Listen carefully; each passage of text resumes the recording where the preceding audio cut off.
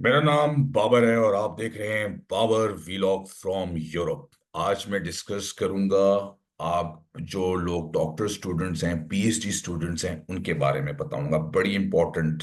बहुत से लोगों ने कभी भी मैंने देखा है कि यूट्यूब पे इस बारे में किसी ने भी वीडियो नहीं बनाई। तो ये पीएचडी स्टूडेंट्स के लिए, डॉक्टर स्टूडेंट्स के लिए आज मैं वीडियो बना रहा हूँ। आपका भाई बाबर वीलॉग फ्रॉम यूरोप से चैनल से बात कर रहा है। तो वीडियो को एंड तक जरूर देखें, बड़ी काम की वीडियो है। और मेरी वीडियो में यही कोशिश होती है कि हमारी टीम की कि हम वीडियो वो बनाएं जो एक्यूरेट न्यूज़ हो और आपको सही बातें बता सकें। चाहे वो किसी भी कंट्री से रिलेटेड हो, स्वीडन से हो, जर्मनी से हो, कनाडा से हो, यूएसए हो। हमारी ये है कि वीज़ा की जो भी इंफॉर्मेशन है, उनकी इमिग्रेशन पॉलिसीज जो हैं, वो आपको उनकी ऑफिशियल वेबसाइट से दिखाई जाए।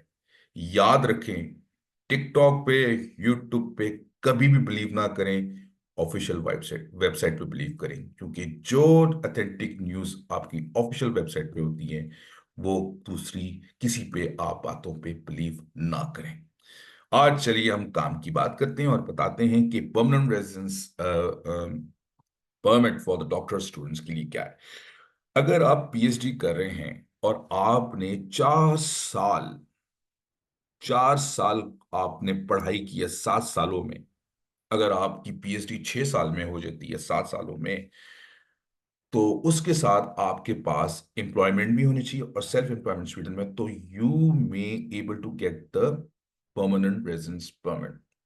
सिंपल सी बात है कि अगर 7 सालों में आपने 4 साल की पीएचडी कंप्लीट की, उसके साथ आपके पास एम्प्लॉयमेंट आ जाती है तो आप जो हैं परमानेंट रेजिडेंस परमिट जो है वो स्वीडन का अप्लाई कर सकते हैं अगर आपकी पीएचडी कंप्लीट है and with you having a job, full time job.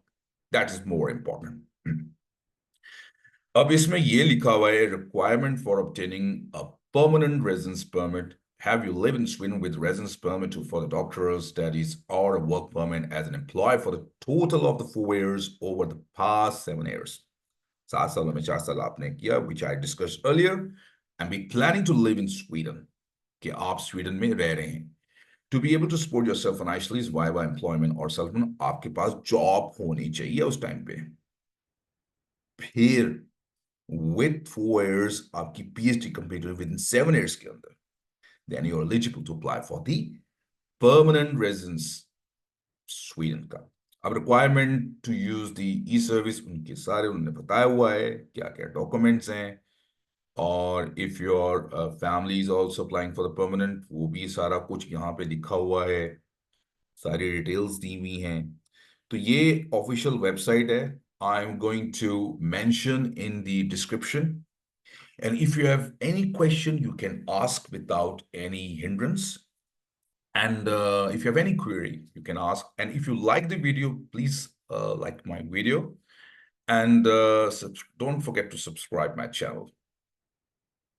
Keep watching Barber Vlog from Europe. And have a lovely day. Take care. Bye. From Barber Vlog from Europe team. Bye.